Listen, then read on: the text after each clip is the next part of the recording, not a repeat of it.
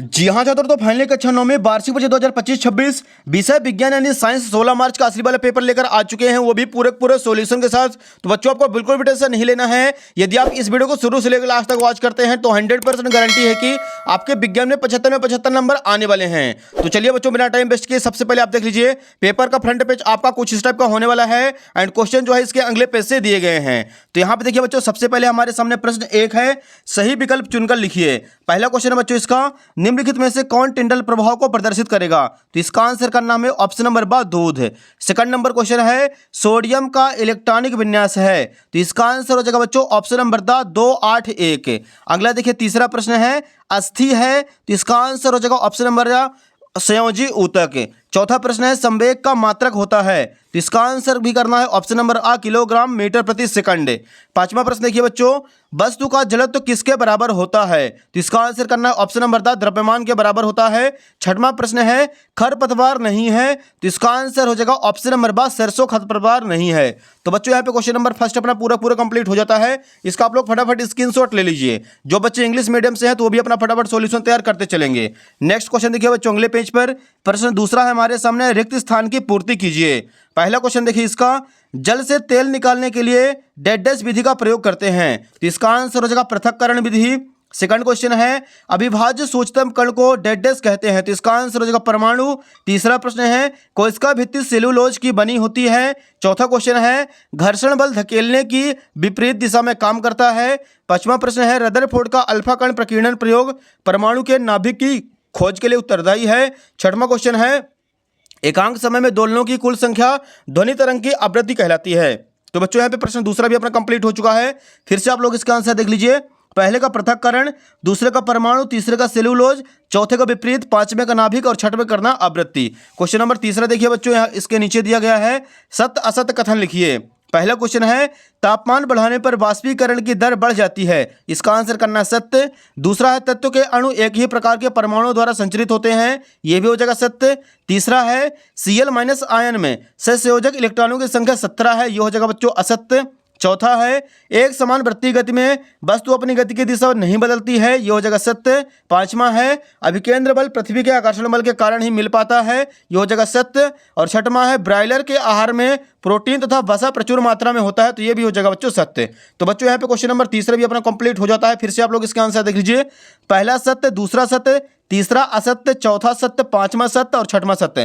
तो बच्चों इसमें आपको केवल तीसरा कर देना असत्य, बाकी सारे के सारे हो जाएंगे सत्य। अगले क्वेश्चन के लिए मूव करते हैं बच्चों नेक्स्ट पेज पर। यहां पे देखिए पहले बच्चों क्वेश्चन नंबर चौथा है हमारे सामने, सही जोड़ी बनाकर लिखिए। एक साइड देखिए कॉलम आ है, दूसरी साइड कॉलम बा है। पहला है 0 डिग्री सेल्सियस, इसका आंसर हो जाएगा 273 केल्विन। दूसरा है नाइट्रोजन, इसका संकेत N है। तीसरा है DNA, केंद्रक में उपस्थित होता है। चौथा है बच्चों वेग, एक सदिश राशि है। पांचवा है बल, इसका सही मात्रक न्यूटन होता है। छठवां है पराध्वनि, तो इसका आंसर करना है ECG। तो बच्चों क्वेश्चन नंबर चौथा भी जो सही जोड़ी थी अपनी वो भी कंप्लीट हो चुकी है। इसका भी आप लोग स्क्रीनशॉट ले लीजिए। अगला प्रश्न देखिए बच्चों, इसी के नीचे दिया गया है प्रश्न पांचवा, एक वाक्य शब्द में उत्तर लिखिए। पहला प्रश्न है, ठोस अवस्था से सीधे गैस अवस्था में बदलने की विधि ऊर्ध्वपातन कहलाती है? दूसरा प्रश्न, कैल्शियम का परमाणु द्रव्यमान 40.08 या 40 लगभग होता है? तीसरा प्रश्न, समय व स्थिति के बीच संबंध दर्शाने वाला गति का समीकरण लिखिए। तो इसका आंसर हो जाएगा S बराबर UT + 1/2 AT²।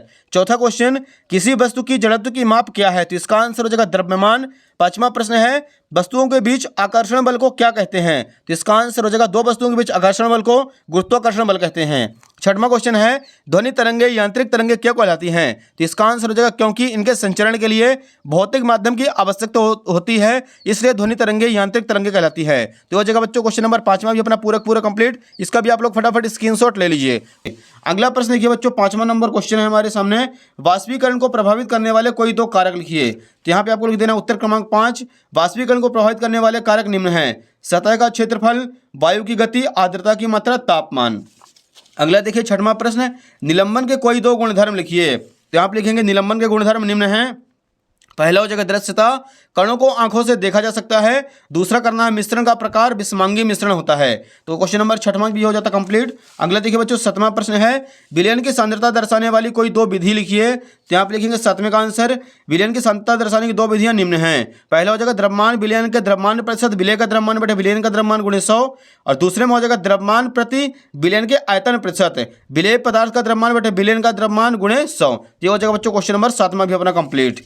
नेक्स्ट देखिए बच्चों 8वां इसी के नीचे दिया गया है, समस्थानिक के कोई दो अनुप्रयोग लिखिए। तेरा बच्चों 8वें का आंसर लिखेंगे समस्थानिक के दो अनुप्रयोग निम्न हैं।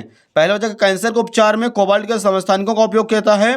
दूसरा हो जाएगा घेंघा रोग के उपचार में आयोडीन के समस्थानिकों का उपयोग किया जाता है। तो हो जाएगा बच्चों क्वेश्चन नंबर 8वां भी अपना कंप्लीट।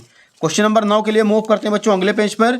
यहाँ पे देखिए पहले बच्चों क्वेश्चन नंबर 9 है हमारे सामने, यदि किसी तत्व का परमाणु क्रमांक 6 है तो उस तत्व की संयोजकता क्या होगी, उस तत्व का नाम भी लिखिए। ये रहा बच्चों 9वें का आंसर आपको यहाँ लिख देना है, यदि तत्व का परमाणु क्रमांक 6 है तो उस तत्व का नाम कार्बन होगा और उसकी जो संयोजकता होगी वो 4 होगी। ये हो जाए क्वेश्चन नंबर 9 कंप्लीट।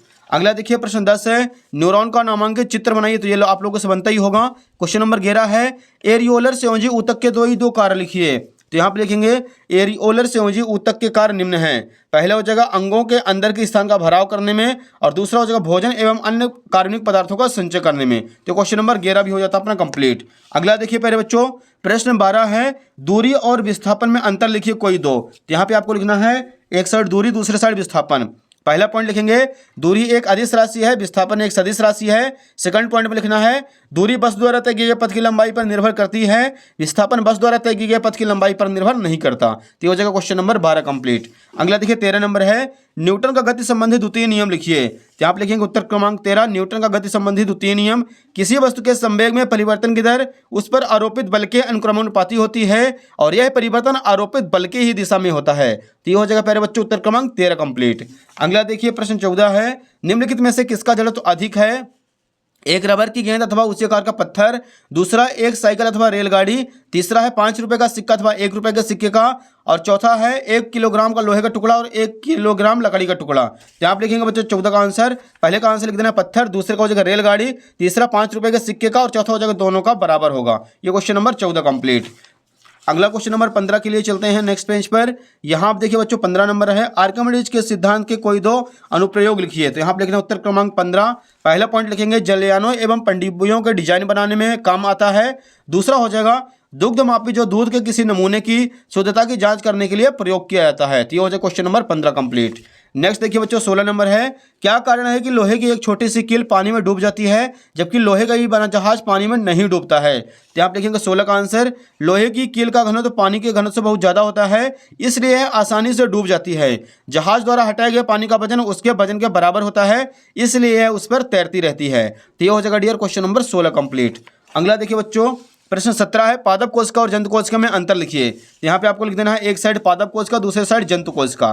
पहला पॉइंट देखिए, पादप कोशिका में सेल्यूलोज की बनी कोशिका भित्ति पाई जाती है, कोशिका भित्ति नहीं पाई जाती है। हरित लवक पाए जाते हैं, इसमें हरित लवक नहीं पाए जाते हैं। तीसरा पॉइंट लिखेंगे बड़े आकार की रिक्तिकाएं पाई जाती हैं, रिक्तिकाएं नहीं होती अथवा बहुत छोटी होती हैं। तो ये हो जाएगा बच्चों उत्तर क्रमांक 17 अपने कंप्लीट, पादप कोशिका और जंतु कोशिका में अंतर। नेक्स्ट देखिए बच्चों क्वेश्चन नंबर 18 है, जो कि बच्चों न्यूमेरिकल टाइप क्वेश्चन है। यदि किसी कार का द्रव्यमान 1500 किलोग्राम है तो उसके वेग को 30 किलोमीटर प्रति घंटे से 60 किलोमीटर प्रति घंटे तक बढ़ाने में कितना कार्य करना पड़ेगा। तो ये लीजिए बच्चों इसका आंसर उत्तर क्रमांक 18 का आप लोग देख लीजिए, यहाँ पे लिख देना जो दिया है पहले, और लास्ट में निकाल देंगे W बराबर 1/2 mv² माइनस 1/2 mv²। तो लास्ट में इसका आंसर निकल के आएगा 15 63 75 जूल। तो ये हो जाएगा बच्चों क्वेश्चन नंबर अपना 18, इसका आप लोग फटाक से स्क्रीनशॉट ले लीजिए। नेक्स्ट देखिए क्वेश्चन नंबर 19 है, मधु उत्पादन के लिए प्रयुक्त मधुमक्खी में कौन कौन से 3 वांछित गुण होने चाहिए। तो ये रहा बच्चों क्वेश्चन नंबर 19 का आंसर। लिखेंगे पहला, छत्ते में शहद को इकट्ठा करने की कुशल दक्षता होनी चाहिए। दूसरा पॉइंट लिख देना है, अपने शत्रुओं से अपनी रक्षा की समर्थ शक्ति होनी चाहिए। तीसरा पॉइंट लिखेंगे, रानी मधुमक्खी में अधिक से अधिक अंडा पैदा करने की क्षमता होनी चाहिए। तो ये हो जाएगा पहले बच्चों क्वेश्चन नंबर 19 कंप्लीट। नेक्स्ट देखिए क्वेश्चन नंबर 20 है, निम्नलिखित का सूत्र लिखिए, sodium oxide, aluminium oxide, sodium sulphide, calcium carbonate. तो यहाँ पे लिखना बच्चों सोडियम ऑक्साइड का फॉर्मूला Na2O, दूसरा एल्यूमिनियम ऑक्साइड Al2O3, तीसरा है सोडियम सल्फाइड Na2S, और चौथा बच्चों कैल्शियम कार्बोनेट CaCO3। तो हो जाएगा बच्चों उत्तर क्रमांक 20 भी अपना पूरा कंप्लीट, इसका भी आप लोग फटाक से स्क्रीनशॉट ले लीजिए। क्वेश्चन नंबर 21 के लिए मूव करते हैं बच्चों अगले पेज पर। यहाँ पे देखिए बच्चों प्रश्न क्रमांक 21 है हमारे सामने, गति में परिवर्तन की दर को कैसे ज्ञात किया जा सकता है, इसे क्या कहते हैं, और इसका एसआई मात्रक भी लिखिए। तो आप लोग इसका आंसर कर लीजिएगा। अगला देखिए बच्चों 22 नंबर है, ध्वनि के बहुल परावर्तन के 4 उपयोग लिखिए। तो ये रहा बच्चों इसका आंसर हम आपको दिखाने वाले हैं। लास्ट क्वेश्चन नंबर 22 के ध्वनि के बहुल परावर्तन के 4 उपयोग निम्न हैं। पहला हो जाएगा, परध्वनि संसूचक एक ऐसा यंत्र है जिसकी सहायता से हम मानव शरीर के आंतरिक भागों का प्रतिबिंब प्राप्त करने के लिए काम में लाते हैं। दूसरा पॉइंट लिखेंगे, कई वाद्य यंत्रों में इसका उपयोग किया जाता है। तीसरा पॉइंट लिखना है, मेगाफोन, स्टेथोस्कोप आदि में इसका उपयोग किया जाता है। और चौथा पॉइंट लिख देंगे, ध्वनि को बढ़ाने और ध्वनि को एक विशेष दिशा में केंद्रित करने के लिए इसका उपयोग किया जाता है। तो हो जाएगा बच्चों क्वेश्चन नंबर 22 भी अपना कंप्लीट। तो बच्चों यहाँ पे अपना पूरा का पूरा असली क्वेश्चन पेपर कंप्लीट हो चुका है। उम्मीद है कि आपको समझ में आ गया होगा। फटाफट वीडियो को लाइक कर दीजिए, चैनल को सब्सक्राइब कर लीजिए और वीडियो को ज़्यादा से ज़्यादा बच्चों को भी शेयर कर दीजिए, क्योंकि बच्चों इसका जो सॉल्यूशन बनाने में बहुत ही मेहनत लगती है और बहुत ही ज़्यादा टाइम लगता है। तो फटाफट वीडियो को लाइक कीजिए, चैनल को सब्सक्राइब कीजिए और ज़्यादा से ज़्यादा बच्चों के बीच वीडियो को शेयर कर दीजिए। धन्यवाद।